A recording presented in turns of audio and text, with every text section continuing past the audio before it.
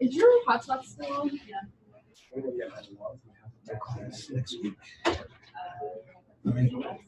Bye. See you guys.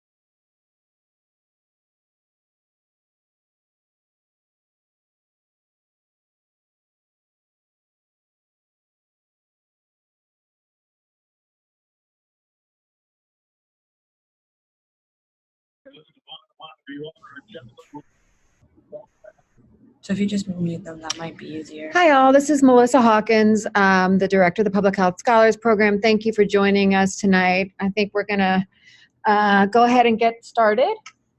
It's 8:15, and I want to be mindful of your time. I've got, can you all hear me? You can chat. You can type into the chat box. I think you are all muted, but you can all hear me, and if you can't, great. That's great.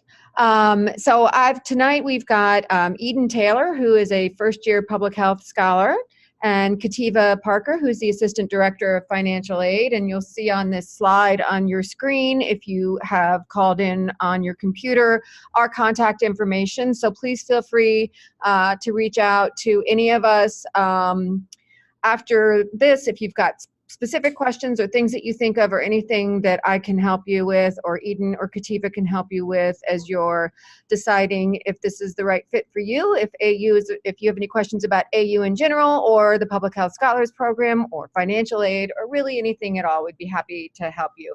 So I know some of you that are joining us tonight have already visited campus or attended the honors overnight, or have I've spoken with directly, and others of you have not. The reason that I hold this webinar is I just want to make sure, especially for those of you that haven't visited campus, to be able to learn about the program, hear from a current scholar, and answer any questions that you have.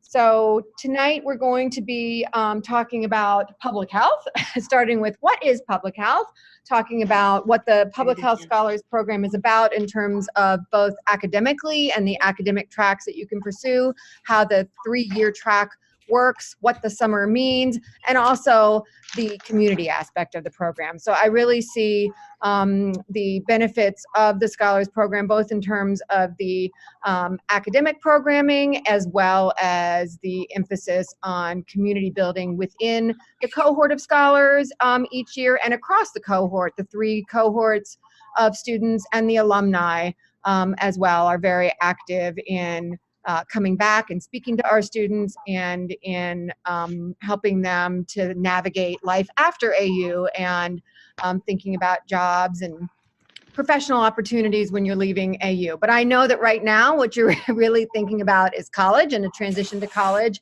So we'll start there. So this is a slide that you're seeing right now on your screen, is a word cloud that the public health scholars from the cohort of 2016 said when we were defining what is public health. And many of you, of the students that are on the line, I would imagine know what public health is, and this is why you have applied to the program and are ready to come in a declared public health major.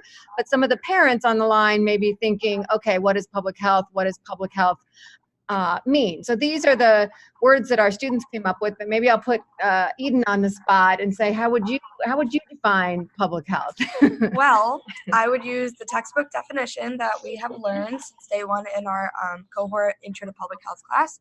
Public health is, well, our jobs is to protect, promote, and Prevent. Basically negative health outcomes. And so it's really important. Like I explained to everyone who doesn't really know what it is, doctors help after you get sick. Public health professionals help prevent the sickness. So yeah, that's a good definition. So in public health, we use epidemiology and biostatistics as our sort of fundamental sciences in order to define risk, and define exposure, and define disease, and look at trends in disease. We are interested in the prevention of disease, and we work in terms of community, and that community can be a neighborhood, it could be a state, it could be a country. So medicine and public health are complement each other. Medicine works at the individual level and treating an individual once they have a disease or an illness, and public health, we're at the preventive side at the community level. Okay, so that's what public health is. Now, the 3-year Public Health Scholars Program These are this next slide is emphasizing the components of the program that I think are really important in understanding the design of this scholars program. So the field of public health is interdisciplinary. This, I think, is one of the reasons that many students are drawn to public health. And in fact, the public health major is the most popular major in the College of Arts and Sciences. And this is really not unique to American University. Those universities that are offering public health degrees, we're seeing that many students are drawn to this major. It's become more popular, I'd say, in the last 10 years to offer a public health degree at the undergraduate level. And because we're looking at population health, it's important that we examine it from a biological perspective and from a sociological perspective and a statistical perspective. So the courses that we offer are interdisciplinary, and we encourage the students in our program and in the major to take electives and other courses outside of our department so that you really learn about how health is being researched and examined from multiple perspectives. The living learning component of the program is something that's really special, I think, about the 3-year scholars program. So the first year in the program, all of the scholars live together in a living learning community in Letts Hall. So if you've been on a campus tour, maybe you saw Letts Hall. The scholars live on the 6th floor of Letts Hall, and they live alongside with a program assistant. So the program assistant is a 3rd-year public health scholar and is there for the first-year students in order to be able to help them with navigating the transition to college, learning about AU, talking about different courses and parts of the program that they've already been through, and study abroad. And I say that the program assistant is part mentor, part friend, part advisee, and just someone that students can lean on. And this year, the program assistant is Erin LeBeau, who is a 3rd-year student, and really excited to be meeting those of you who will be joining the cohort.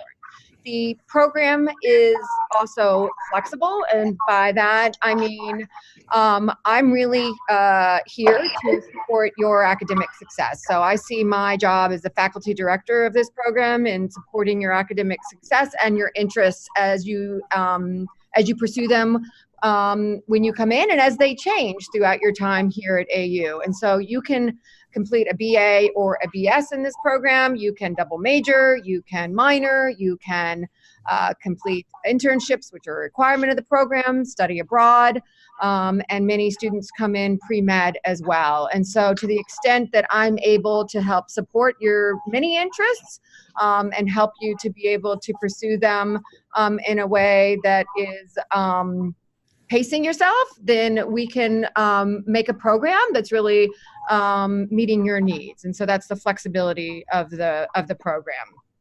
The service learning is a component that is integrated from the very beginning of your first semester of your first year. So service learning is incorporated into the Introduction to Public Health Scholars, Introduction to Public Health Scholar Only section. So all of the scholars take Introduction to Public Health together. I teach that course.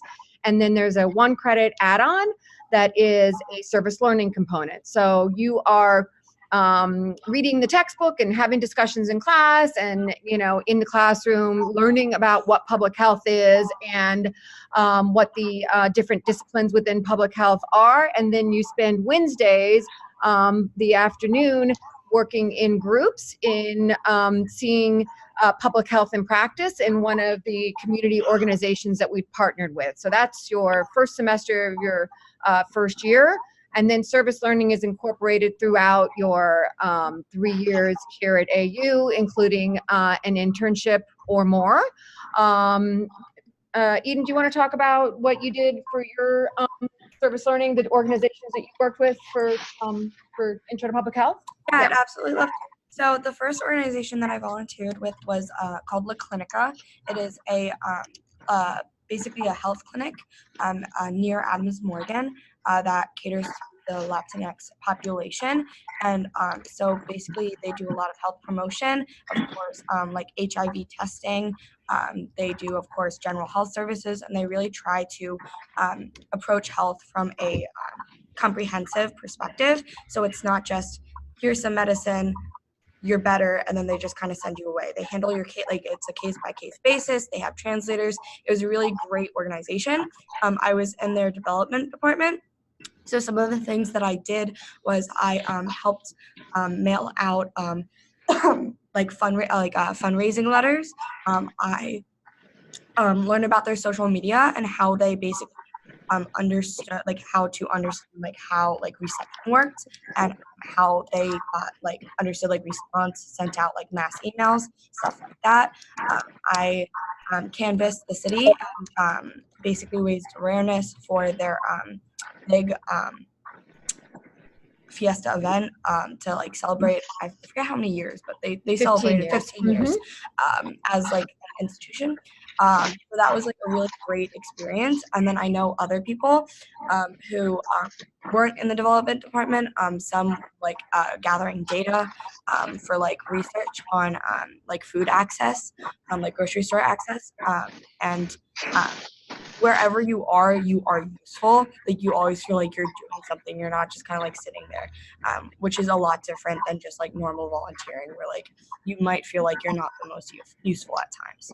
And the other thing I think I mentioned is that this is something that the students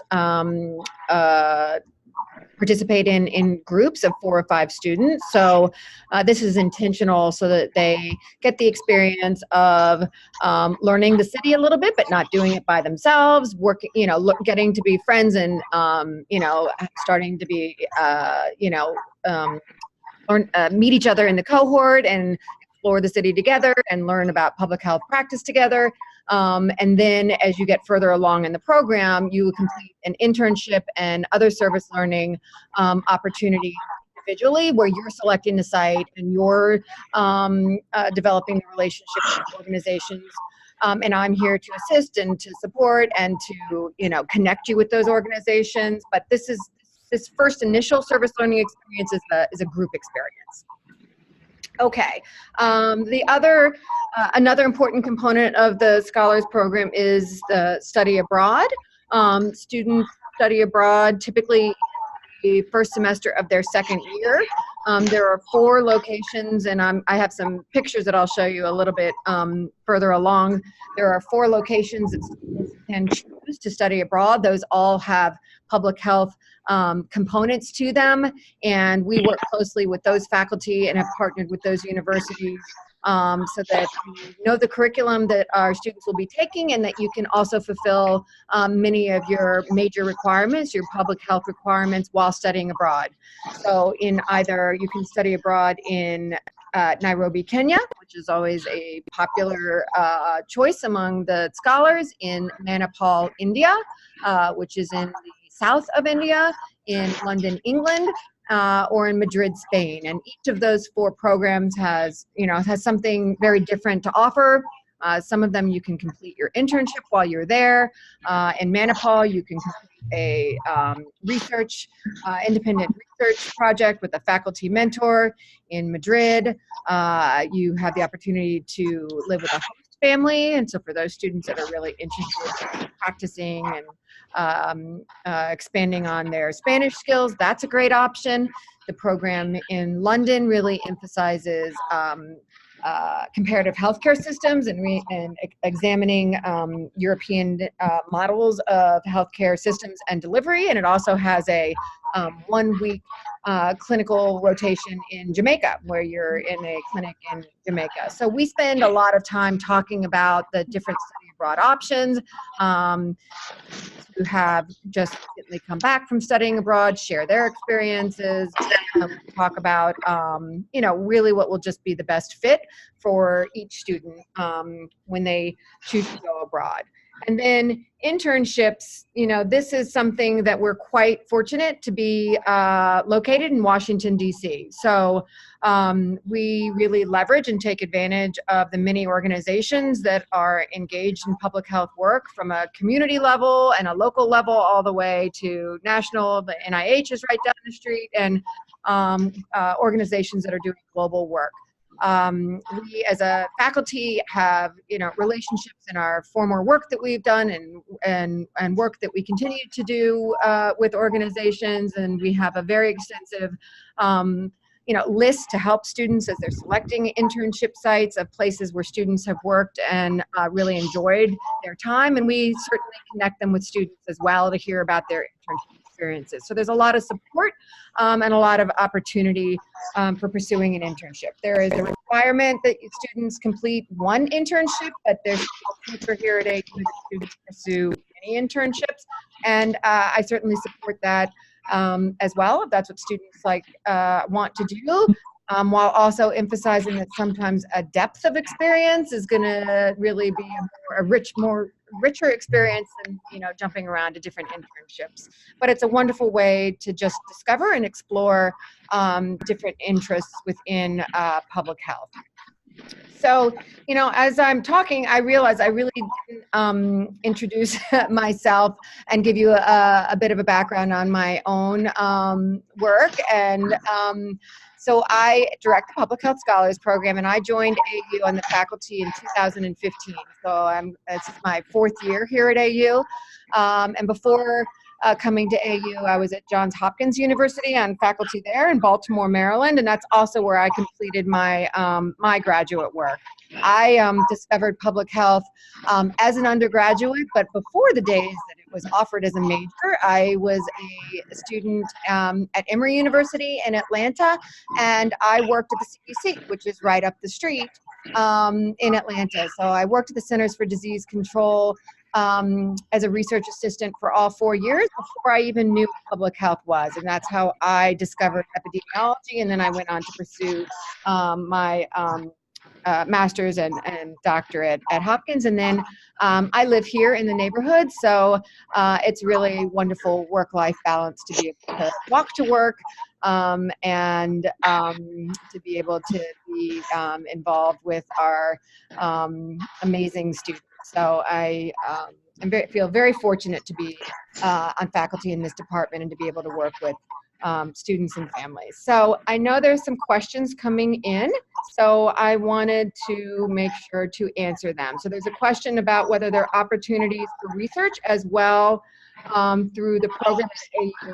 So yes, absolutely. So, we encourage students to participate with faculty, and faculty are very enthusiastic about having students participate in their research as well, both within the department and across the campus, across other departments at AU. So there's lots of opportunities. I mean, AU has very much, I'd say, of an open door policy with faculty. I think that the relationship that students have with me from the very beginning sort of just demystifies that, like, how do I approach a faculty member? And so, I'm happy to make introductions or help connect students to faculty who are doing research in different areas within our department and across our department. The university holds a student research conference every year. We just had it this last weekend in March, and that is an opportunity for students who have conducted their own research with the support of a faculty mentor, or who have worked with faculty on their research projects and have sort of taken a piece of it that have made it their own, to share that work in either a poster presentation or an oral presentation. And so that's a wonderful opportunity for students to be able to start to get practice in presenting their work, and something that the university supports. We also have opportunities for students who have been involved in research to share their experiences at other professional conferences, and we have small grants available for travel and for students to be able to attend conferences that are outside of AU. So I'd say we're a research active university for sure, and there's always opportunities for students to be involved in research projects. So yes, good question. And as I mentioned, in Manipal, India, one of the study abroad options, that is part of the curriculum if students wish to take advantage of it, where you can complete, for 3 credits, a research project along with a faculty mentor while in Manipal, India. And many students opt to do that. Kativa, are you there? Yes. Can everyone hear me? Can we hear you? No? Yes. No one can hear me? Here, I want to make sure that you all have a chance to ask her questions as well. But I'm going to keep going, and please do, if you have other questions, please just type them into the group chat. So this next slide is showing the academic tracks and opportunities within the program. You may choose to pursue a Bachelor of Arts or a Bachelor of Science. We're quite proud of the fact that we offer both degrees. Many undergraduate programs offer one or the other. I will say that there are more similarities between the degree tracks than differences, and this is because we are going through accreditation right now. So we have just completed our site visit, and it's been for those of you that are familiar with the accreditation process, it's been a 3-year process in the making, and we're almost finished, and are very proud that it's looking very, very good, that we will be among one of the probably top 6 first undergraduate programs to be accredited in the nation. So this is, we do not have a School of Public Health, and so for us to be a standalone program and to be accredited is something that we've been working very hard towards. And so one of the reasons that the Bachelor of Arts and the Bachelor of Science have many courses, required courses that are overlapping, is because it's important that we demonstrate that the sort of core competencies within public health are met regardless of which track you're completing. The Bachelor of Science obviously will have more science courses, so it's a good option for those students that are also pre-med or considering nursing or physical therapy or another health profession. So you can meet some of those requirements through the Bachelor of Science as well. Our students tend to be very passionate about public health, but also other topics as well. And so it's important that we support those other interests. And so many of our students double major or minor, and that's certainly possible within the 3-year scholars program as well. And as you probably know, we're very pleased to be able to offer our public health scholars when you're admitted to the program, that we also want to offer you the opportunity to complete a master's degree in 1 year if you choose to do so. And I want to clarify that master's degree does not need to be within our department. If you want to continue on in one of our master's programs, we currently offer 2.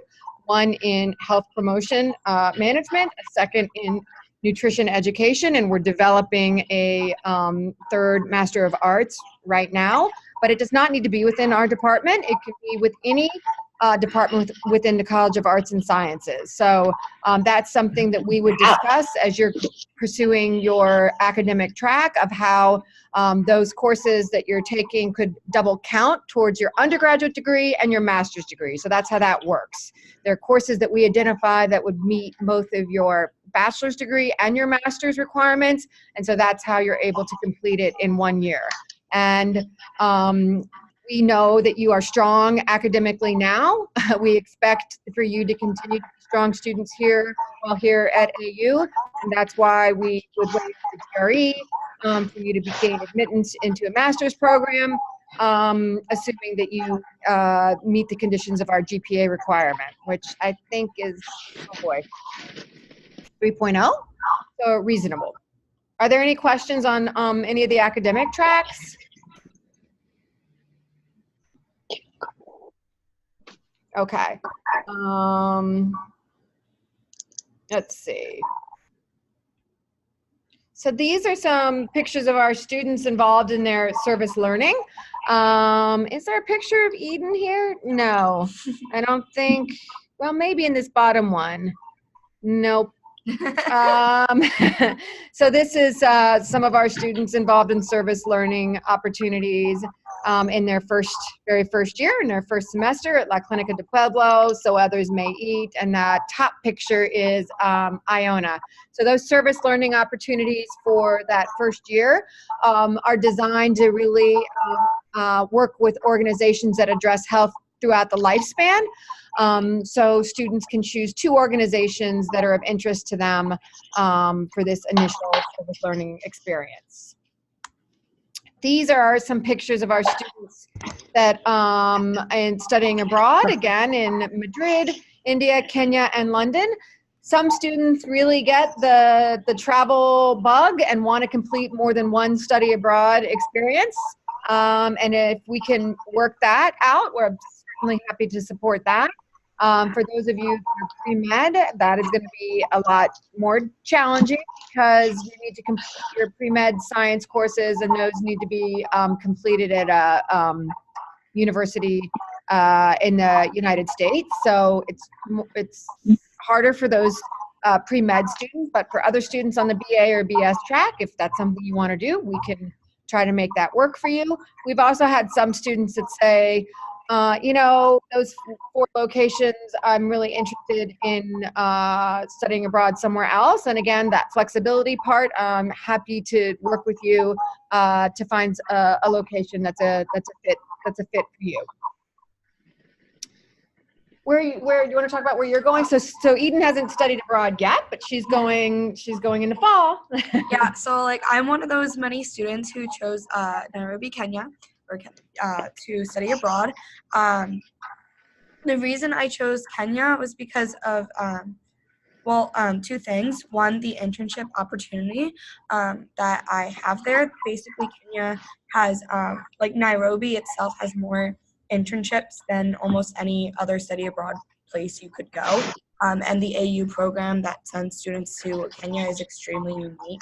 And so it's an experience that you're never going to get anywhere else. I know personally, when I was thinking about studying abroad, I'm like, what's a place that I don't really see myself going willingly on vacation that I wouldn't really see in my own independent travels? And for me, that would be Kenya. And then another reason I decided on that was because I am looking towards learning about community health. And I thought Kenya would be the best to give me that perspective. I think it would be the most challenging for me to adapt to. And when I'm like studying abroad, I really want to be challenged. And of course, price doesn't hurt. For the Kenya program, studying abroad is almost the same price as college here in the US, and all financial aid carries over. And I know that was a huge concern of mine because I am not rich, but it works out very well. And of course, you book your own flights, you basically pay for your own meals, and so there's ways that you can figure out how to save money as well if that's a concern for you.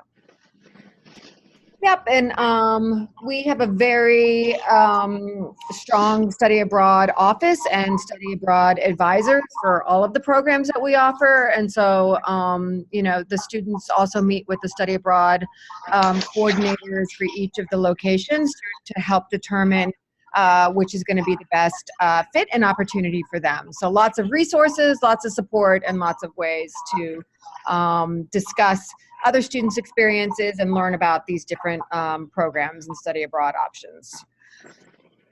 Let's see. This next slide is a list, not at all exhaustive, of the different internships opportunities that our students have been involved with.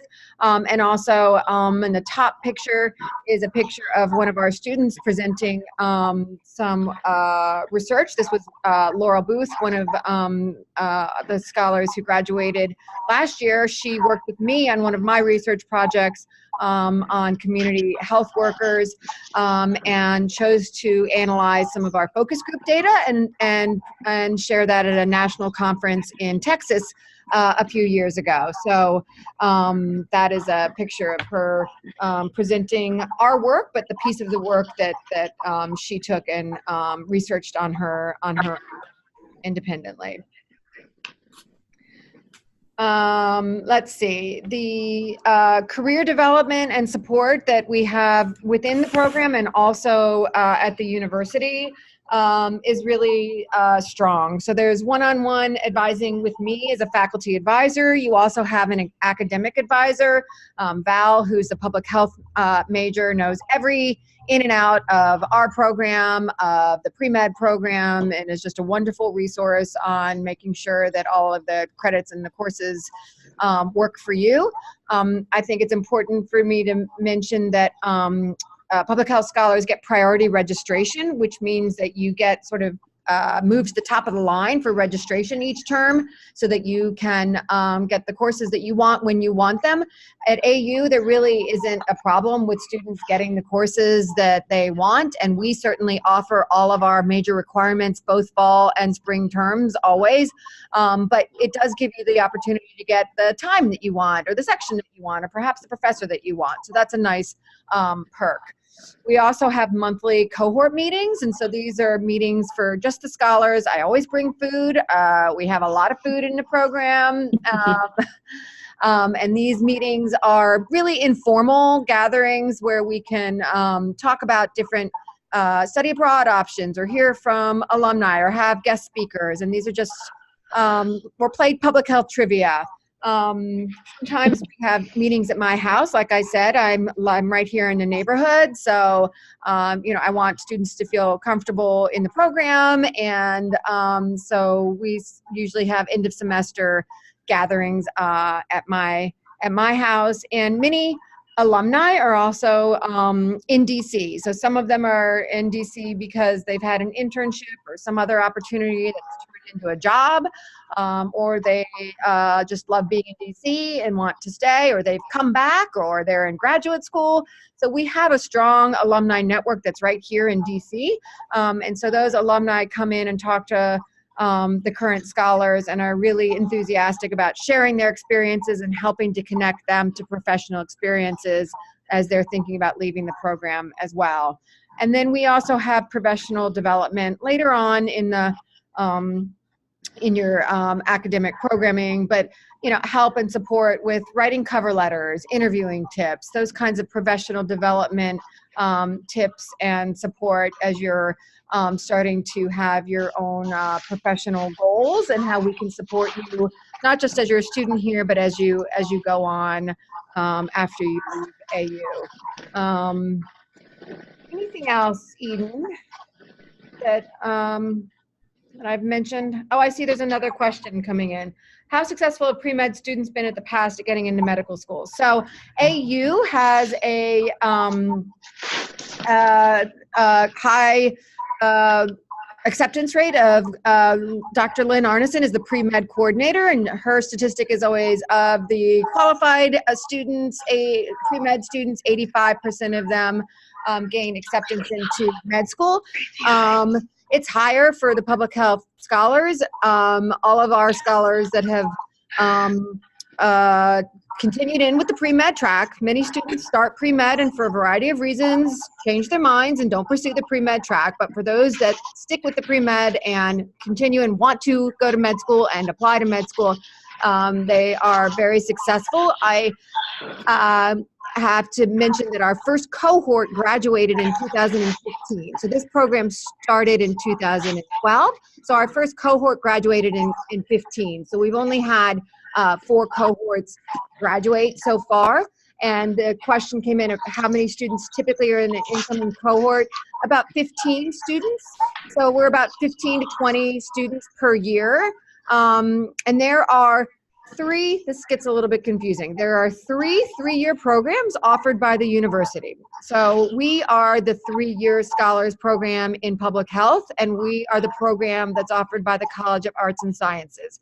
The university also offers a 3-year program in the School of Public Affairs and a 3-year program in the School of International Service. So there are 3-year scholars, not just public health scholars. There are 3-year scholars in global scholars. There are 3-year policy, politics, and law scholars, PPL.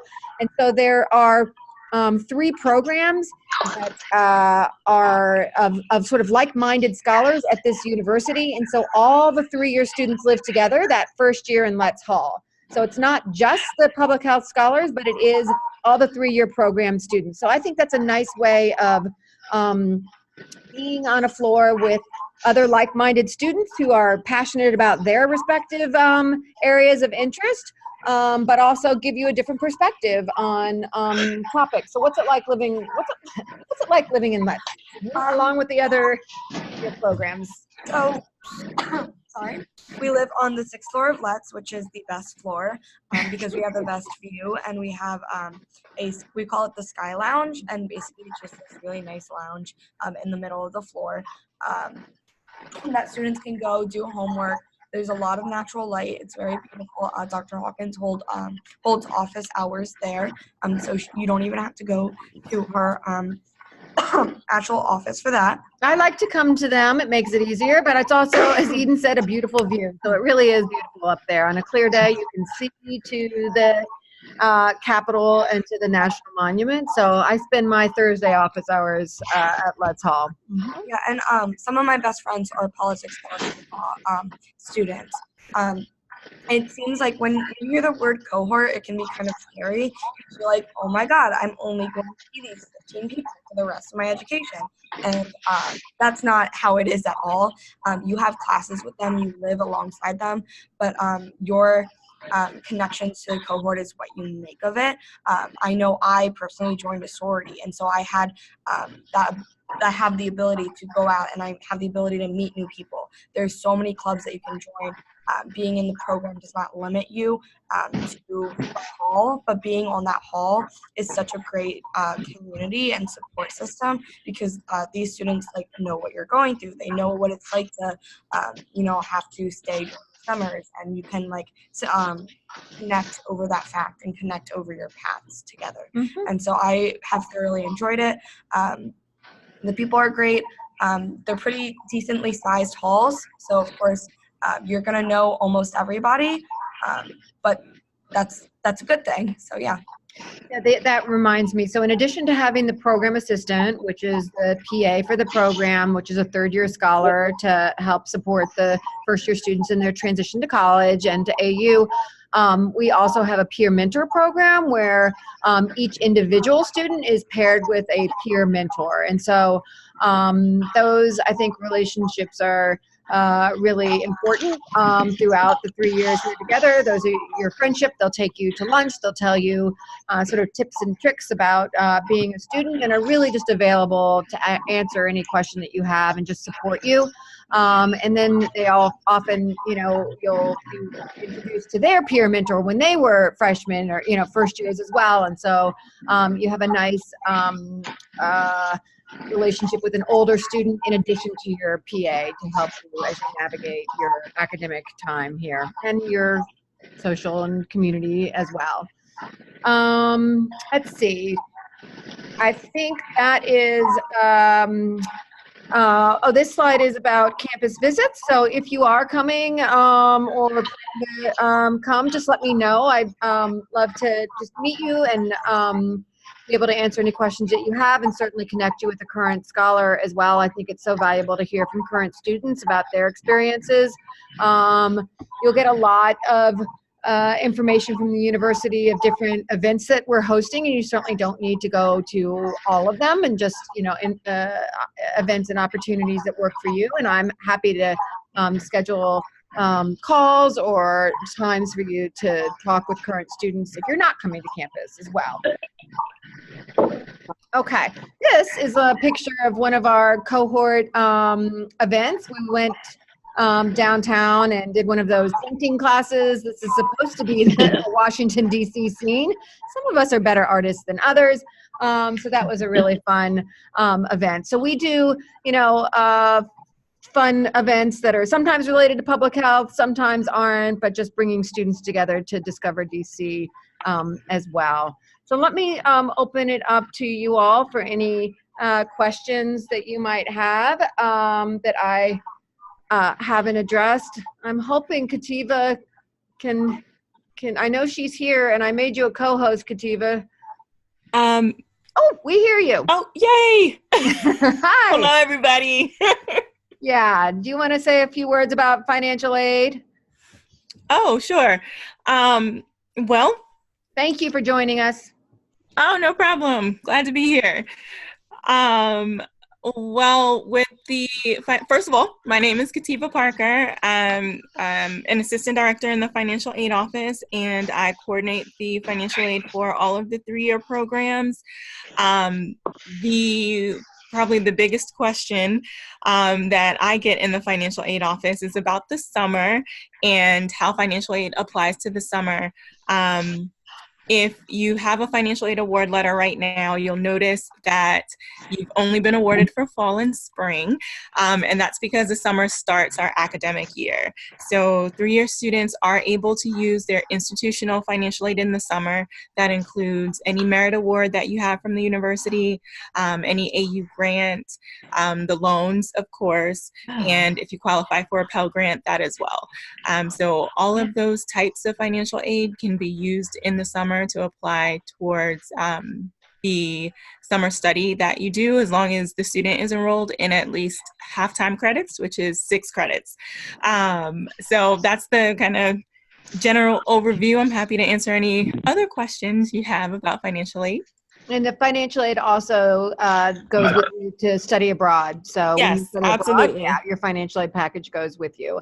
The way that I suggest that people think about those summer sessions is a traditional 4-year degree is 8 semesters, fall, spring, for 4 years. So 8 semesters, and those 2 summer sessions after your first year and after your second year, think of those each as a semester. So it's still 8 semesters in those 3 years. Oh my God.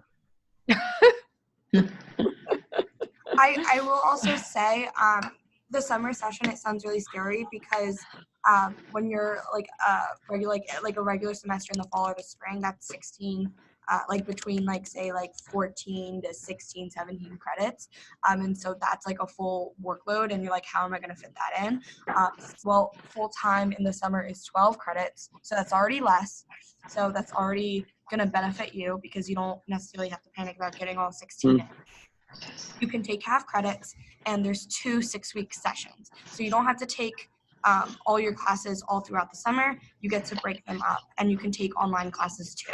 So it's very flexible. There's a lot of flexibility in the summer, and those are conversations that we'll have about what works best for you, how many AP credits you're coming in with, if any, whether you want to be here on campus working, whether you want to be doing an internship, whether you want to be working with faculty on research. It's a wonderful time to really develop relationships with faculty because it's really only the scholars that are here on campus. So it's a very different vibe on campus. It's quieter, but it's a really wonderful opportunity to work closely with faculty. Or if you want to be at home and you want to be taking online classes, or if you don't need to take that many classes because you came in with credit. So I work with students, and it's very much an individual determination about what will work best for you and how we can support that with the program. And I've worked with students with everything from not needing to take classes in the summer because they have credits to needing to take a full load because they have other majors and pre-med and other interests. I will say that we administer a survey to all of our students at the end of the year, an anonymous survey, just asking about feedback about what they like about the program, what they don't, what they want to improve, what are the parts that they've really found valuable, including alumni. And one of the things that students always say to me is that they didn't know what to expect with the summer session, but they really love that time, both with being other cohort members and having that just smaller class size and opportunity to get to know faculty. Anything else? I sort of derailed it from the financial aid, though. We can go back to financial aid. Or any other questions on your mind?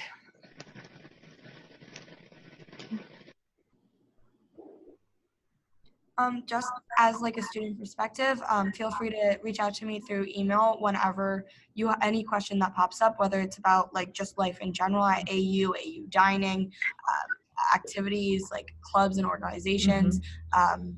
Of course, the program, I want to make sure that you're making the right decision for you. And so my email is always a resource for a student perspective. You can always contact me. I try to like help reason it out as best as I can. For whoever I talk to in their decision process. And I'm also in the process of doing my community service learning program, my CSLP. So I can also speak to that if there's any interest now or later. And for the parents on the call, I'm the mother of my oldest is a senior in high school too. So I'm in your exact same shoes right now. I know how it feels from both sides, and she's my oldest. So I'm right there with you guys.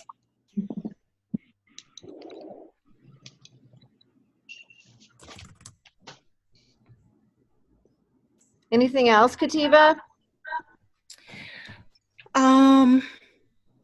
No, there aren't any questions, but if you do think of anything, you can certainly reach me or anyone else in the financial aid office via phone at 202-885-6500.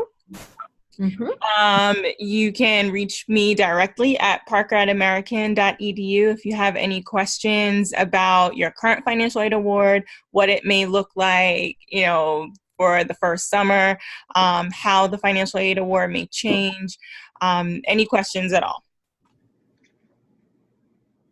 Yeah, this is a really busy time for Kativa and for the financial aid office, but she has all the answers.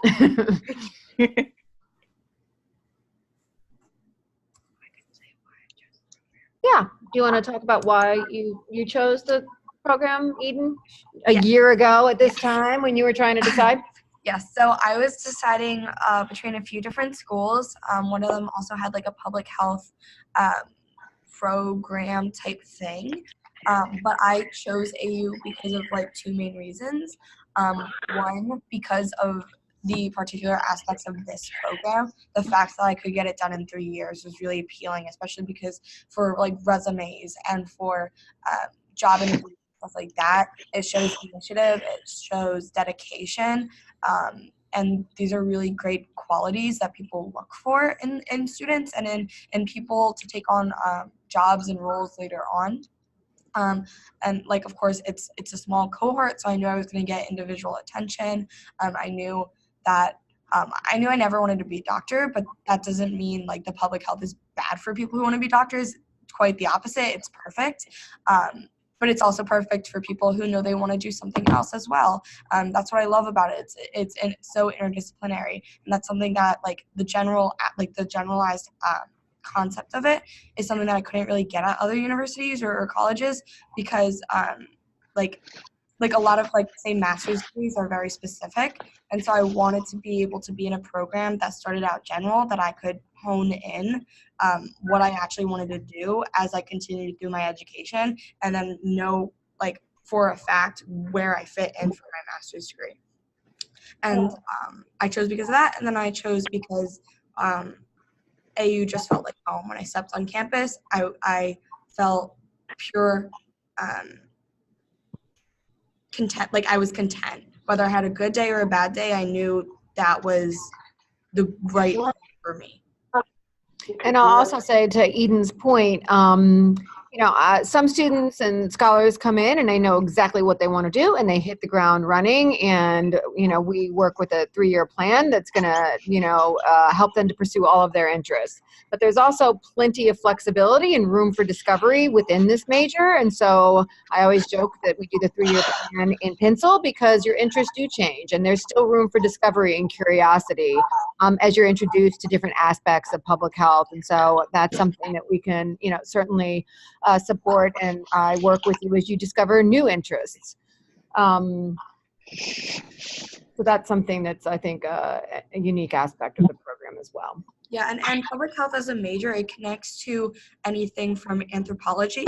Sorry. It connects from anything from anthropology to economics to public policy to global health to, of course, pre-med, literally anything that you could almost.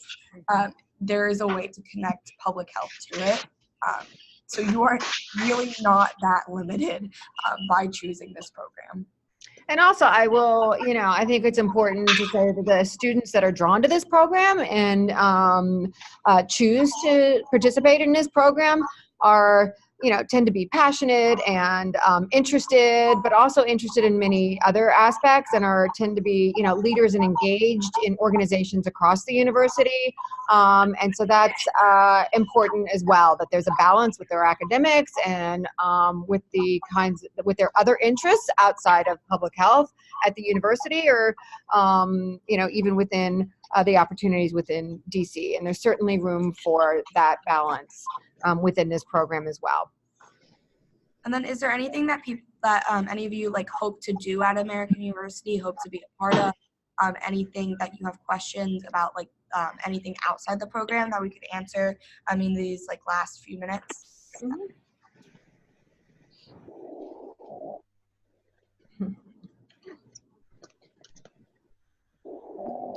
Well, a Metro Pass, the U-Pass that comes along with, that's built into your tuition. So you get a free Metro access to be able to hop on the Metro that's right here at Tinley and see all the different sites and other things that are just right here outside of the campus doorstep, as it were.